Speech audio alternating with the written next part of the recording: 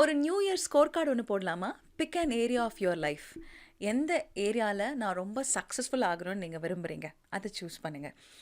எனக்கு வந்து ஒரு ஸ்லிம்மான வெயிஸ்ட் லைன் வேணும், எனக்கு பேங்க் பேலன்ஸ் நிறைய வேணும், நான் வந்து ஒரு நல்ல பாக்ஸர் ஆகணும், என்னோடய ரிலேஷன்ஷிப் ரொம்ப நல்லா இருக்கணும், என்னோடய ஸ்பௌஸோட என்னோடய பார்ட்னரோட ரொம்ப லவி டவியாக இருக்கணும். எந்த ஏரியாவை நீங்கள் இம்ப்ரூவ் பண்ணணும்னு ஆசைப்பட்றீங்கிறத நீங்கள் ஃபஸ்ட்டு நினச்சிக்கோங்க. நினச்சிக்கிட்டிங்களா? இப்போது அது சார்ந்து நம்ம வந்து என்ன பண்ண போகிறோன்னு கேட்டிங்கன்னா, we're going to take 100% responsibility of it. நாம் மட்டும்தான் இந்த விஷயம் சரியாகிறதுக்கு பொறுப்பு அப்படிங்கிற ஒரு மைண்ட் செட்டை நம்மளுடைய தலையில் விதைச்சிடலாம். ரிச்சர், தின்னர், ஹாப்பியர் எதுவாக வேணா இருக்கட்டுமே, ஃபர்ஸ்ட் திங் உங்களுக்கு அதில் எது வேணுமோ அதை ஃபோக்கஸ் பண்ணிடுங்க. ஓகேவா? இதுக்கு பேர் தான் அவேர்னஸ். அதாவது இது எனக்கு வேணும், இதை நோக்கி நான் பயணம் பண்ண போகிறேன் அப்படிங்கிற ஒரு விதையை இந்த நாளில் நம்ம விதைக்க போகிறோம். சரி, நான் ஒரு 10 கிலோ குறைக்கணும், என்னோடய பார்ட்னர்கிட்ட நான் ரொம்ப லவ்வபிளாக நடந்துக்கணும், எதுவாக வேணா இருக்கட்டுமே. இப்போ நீங்கள் கான்ஷியஸ் ஆகிட்டீங்க நான் என்ன பண்ண போகிறேன் அப்படிங்கிறதுனால. ஒரு கான்ஷியஸ்னஸ் வந்துருச்சுனாலே அதை சார்ந்த ஆக்ஷனுக்கு நம்ம மூவ் ஆன் பண்ணிவிடுவோம். ஃபார் எக்ஸாம்பிள், உங்கள் ஃப்ரிட்ஜ் முழுக்க ஹெல்த்தியான ஃபுட் மட்டுமே ஸ்டாக் பண்ணுறது, சுகர் சார்ந்த ஃபுட்களை கட் பண்ணுறது, இப்படி பல விஷயங்கள் வந்து நம்மளோட மைண்டில் உட்காந்துரும். ஒரு கடல்லேருந்து வெளியே வரணும், நல்ல பேங்க் பேலன்ஸோடு இருக்கணும் அப்படின்னு நினைக்கிறவங்க என்ன பண்ணுவோம்? அப்போது நம்ம செலவு பண்ணக்கூடிய ஒவ்வொரு பைசாவையும் கொஞ்சம் கான்ஷியஸாக வாட்ச் பண்ண போகிறோம்.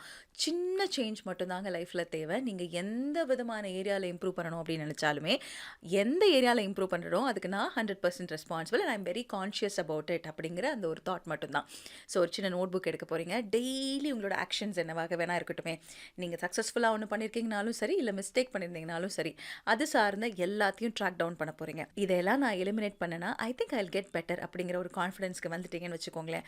கொஞ்சம் கொஞ்சமாக ஸ்லோவாக இந்த 6 மாதத்துக்குள்ளே நிறைய பேர் என்ன பண்ணுவோன்னு கேட்டிங்கன்னா, 2026 ஆரம்பிச்சதும் தெரியல, முடிஞ்சதும் தெரியல அப்படின்னு நம்ம சொல்லாமல், ஆரம்பித்து ஒரு 3 மாதம் 6 மாதத்துலேயே உங்களோட பழக்க வழக்கங்கள் மாறும் பொழுது உங்களுக்கே ஒரு கான்ஃபிடென்ஸ் வந்து நீங்கள் எந்த ஏரியாவில் இம்ப்ரூவ் பண்ணணும் டார்கெட் பண்ணி அடிச்சிங்களோ அதில் கொஞ்சமாச்சும் இம்ப்ரூவ்மெண்ட் இருக்கா இல்லையான்னு பாருங்கள். அதனால் take 100% responsibility of your life right now.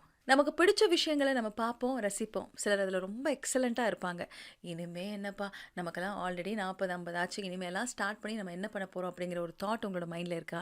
அதுவும் நிறைய நேரங்களில் நிறைய பேருக்கு நம்ம ஆல்ரெடி லேட்ப்பா, எல்லோரும் முன்னாடி வேகமாக ஓடிட்டுருக்காங்க, இந்த ரேஸில் நான் இங்கே நின்று பார்க்க மட்டும்தான் முடியும், இதுக்கே எனக்கு மூச்சு வாங்குது, நான் எப்போ போய் இதில் ஓடி போய் அவங்க முன்னாடியோ இல்லை அவங்க பக்கத்துலேயோ அட்லீஸ்ட் அந்த களத்துலேயோ நிற்கிறது அப்படிங்கிற மாதிரி யோசிச்சுட்ருப்போம்.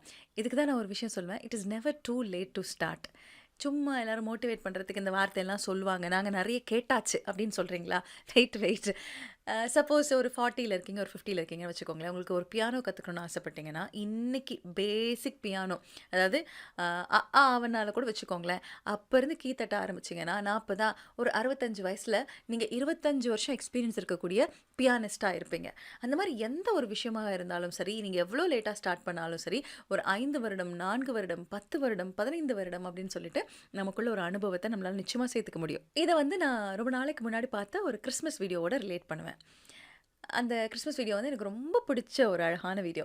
ஒரு வயசான தாத்தா, நல்ல ஒரு குளிர் பிரதேசம், ஒரு யூஎஸ் மாதிரி ஒரு இடத்துல வச்சுக்கோங்களேன். நல்ல ஸ்னோஃபால் இருக்கிற நேரத்தில் என்ன பண்ணுவாருன்னா, காலையில் எழுந்து ஒரு கெட்டில் பெல் மாதிரி ஒரு வெயிட் இருக்கும், அது காலையில் எழுந்தோடனே அந்த ஸ்னோவில் வெளியில் வந்து அந்த கெட்டில் பெல்லை தூக்கி தூக்கி எக்ஸசைஸ் பண்ணிட்டு இருப்பாங்க. பக்கத்தில் இருக்கிறவங்கெல்லாம், யாரா இந்த கிழவன் காலையில் எழுந்து இந்த வயசில் இது தேவையா? ஒரு 80 வயசு இருக்கும், ஏதாவது ஒன்று ஆகி பட்டுக்கிட்டுன்னு போயிட்டீங்கன்னா என்ன பண்ணுறது, பூட்ட கேஸ் ஆகிட்டுனா என்ன பண்ணுறது அப்படிங்கிற மாதிரியே அவரை பார்ப்பாங்கன்னு வச்சுக்கோங்களேன். பட் அவர் அதெல்லாம் பொருட்படுத்தாமல் நாள் அந்த கெட்டில் பெல் அவர் தூக்கும்போது கிரவுண்ட் லெவல்லேருந்து கொஞ்சம் அப்படி ஹைட்டாக தான் அவரால் தூக்க முடியும். அதாவது கிரவுண்டுக்கும் அந்த கெட்டில் பெல்லுக்கும் இவர் தான் இருக்கும். அப்போ எல்லோரும் சிரிப்பாங்க.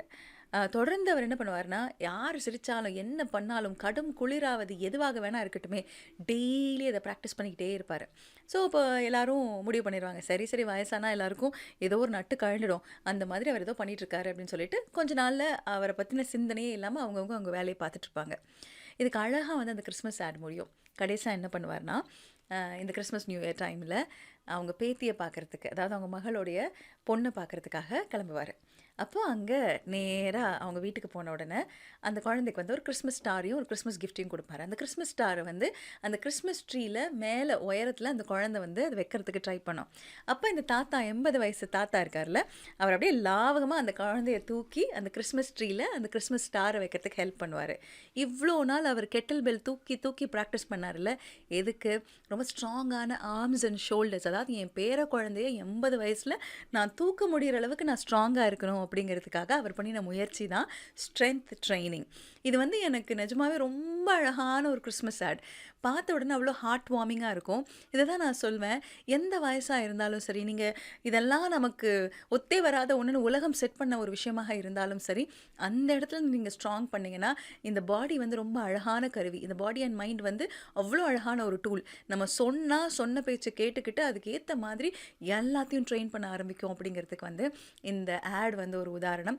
ஸோ யார் என்ன வேணா சொல்லிட்டு போட்டுங்க. நான் ஏற்கனவே சொல்லியிருக்கேன். To be chronically happy you have to be completely idiotic. மத்தவங்க என்ன வேணா சொல்லிட்டு போறாங்க. நான் என்னுடைய வேலையை இப்படித்தான் செய்ய போகிறேன்னு ஃபிக்ஸ் பண்ணுங்க. இன்னையிலேருந்து ஸ்டார்ட் பண்ணுங்க. Wishing you all the best.